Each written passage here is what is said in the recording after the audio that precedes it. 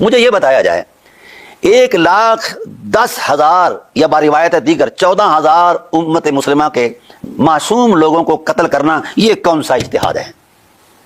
قتل عثمان کا بہانہ بنا کر امت کے قتل پر ثواب کا فتویٰ دینے والوں کو شرم آنی چاہیے، شرم آنی چاہیے کہ اپنے اقتدار اور ہوس زر کی بنیاد پر اتنی امت مسلمہ کو، اور اس میں 20,000 اصحاب رسول ہیں، مجھے یہ مولوی بتائیں ہر ایک کو صحابی کا گستاخ کہہ دیتے ہیں، صحابہ کا گستاخ کہہ دیتے ہیں اور شور مچاتے ہیں بھوکے کبوں کی طرح اور کہتے ہیں کہ جناب یہ صحابہ کا گستاخ ہو گیا ہے۔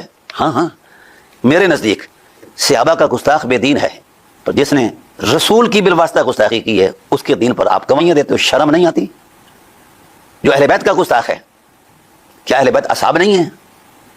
یہ جعلی دین، یہ اموی دین اپنے پاس رکھے یہ ملا اعظم، ہم ٹیلی کریں گے قرآن کریم کی روشن آیات پر اموی دین کے سارے معاملات کو۔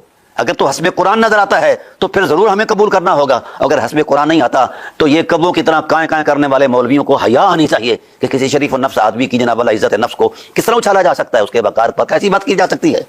جو کسی کافر کی توہین کرنا پسند نہیں کرتا اس پر صحابہ کی توہین کا فتویٰ لگا دیا جاتا ہے۔ یہ کون سی ڈرامے بازی ہے؟ یہ کون سی دنیا میں رہتے ہیں؟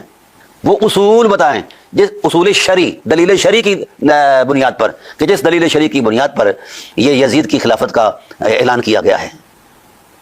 اور یاد رکھو یہ کائیں کائیں کرنا آسان ہے، دلیل کی دنیا میں اتر کر نبوی حکمت کا جواب دینا آسان نہیں ہے۔